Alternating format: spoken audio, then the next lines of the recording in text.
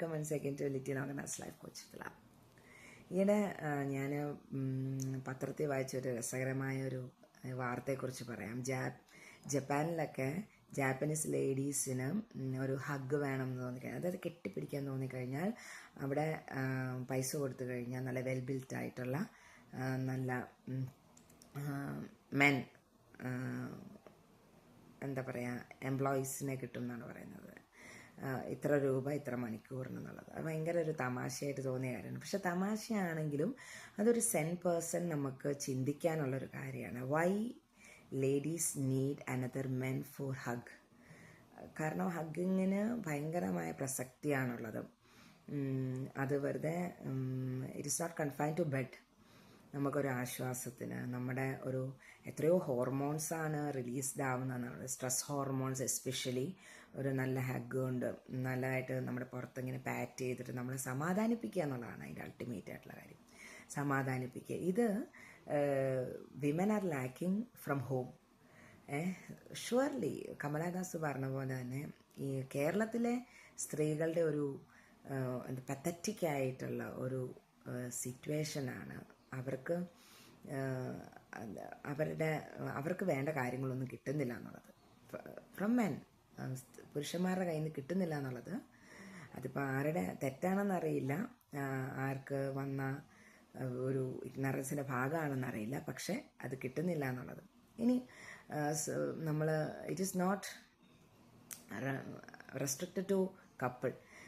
ഒരു പ്രായമായി കഴിഞ്ഞാൽ അച്ഛൻ പിന്നെ മോനെ തൊടത്തില്ല, അമ്മ മോനെ തൊടത്തില്ല, ഉമ്മ കൊടുക്കത്തില്ല. ഇതൊക്കെയാണ് വരുന്ന കാര്യങ്ങളെന്ന് പറയുന്നത്. നമ്മൾ ബഹുമാനിക്കണം വലുതായി എന്നുള്ളത്. പക്ഷേ നമ്മുടെ തന്നെ ഒരു അംശമാണ് നമ്മുടെ മക്കളെന്ന് പറയുന്നത്, നമ്മുടെ പേരൻസ് എന്ന് പറയുന്നത്. അവരെ പോയിട്ട് അവരെ ഒന്ന് സമാധാനിപ്പിക്കുക, അവർക്ക് വയ്യാൻ തോന്നുമ്പോൾ അവരുടെ ദേഹത്തൊന്ന് ടച്ച് ചെയ്യുക. ഇതൊക്കെ ചെറിയ കാര്യമല്ല, ഇതൊക്കെ വലിയ വലിയ കാര്യങ്ങളാണ്. ഒരു കുടുംബത്തിൻ്റെ ഭദ്രതയ്ക്ക്, ഒരു സൊസൈറ്റിയുടെ ഭദ്രതയ്ക്ക്, നമ്മുടെ കൾച്ചറിൻ്റെ ഭദ്രതയ്ക്ക്, ലോകം മുഴുവൻ ഉറ്റുനോക്കുന്ന ആർഷഭാരത സംസ്കാരത്തിൻ്റെ ഒക്കെ അടിസ്ഥാനം എന്ന് പറയുന്നത് ഇതാണ്. ഞാൻ നേരത്തെ പറഞ്ഞ പോലെ തന്നെ ഈ കാമസൂത്രയും ഒക്കെ നമ്മുടെ ഇന്ത്യൻ എഡ്യൂക്കേഷൻ സിസ്റ്റത്തിൽ ഉണ്ടായിരുന്നതാണ്. അത് ബ്രിട്ടീഷുകാർ വന്ന് തകർത്ത് എറിഞ്ഞതാണ്. കാമസൂത്ര എന്ന് പറയുന്നത് it is not merely about sex, it is not merely about intercourse, it's not merely about orgasm. എങ്ങനെയാണ് ലവ് മേക്കിംഗ് എന്ന് പറയുന്നത് എങ്ങനെയാണ് എന്നുള്ളത്, അതിൽ നിന്നും വരുന്ന ഒരു സെക്ഷൽ പ്രഷറിലേക്ക് എങ്ങനെ എത്താം എന്നുള്ളതിനെ പറ്റിയിട്ടാണ്. അങ്ങനെ എല്ലാ ബന്ധത്തിനും ടച്ചിനും ഹഗ്ഗിനും കിസ്സിനും ഒക്കെ അതിൻ്റെ പ്രാധാന്യമുണ്ട്. റീസെൻറ്റ് സ്റ്റഡീസ് പറയുന്നതിന് different types of kisses are there എന്നാണ്, ആർക്കും അറിയില്ല. അപ്പം ഇതൊക്കെ ഒരു കാലഘട്ടം വരെ കുറേ പേര് മറച്ചു വെച്ചതാണ്.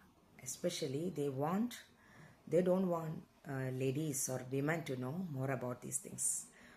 Again, it comes to Osho പറഞ്ഞിരിക്കുന്നത് നൂറ്റാണ്ടുകളായിട്ട് ഈ കാര്യങ്ങളൊക്കെ പെണ്ണുങ്ങളുടെ അടുത്തൊന്ന് മറച്ചു വെച്ചതാണെന്ന്. അപ്പോൾ അങ്ങനെ ഒന്നും ആവാതെ നോളജ് കൊണ്ട് പ്രബുദ്ധരാകുക എന്ന് ശ്രീനാരായണ ഗുരു പറഞ്ഞതുപോലെ തന്നെ മാരിറ്റൽ അഫെയറിൽ ഈ കാലത്ത് കുറച്ച് കോംപ്ലിക്കേറ്റഡ് ആണ് നമ്മുടെ കൂടെയുള്ളവരെ കൊണ്ടുപോകാൻ. Because the exposure is too much.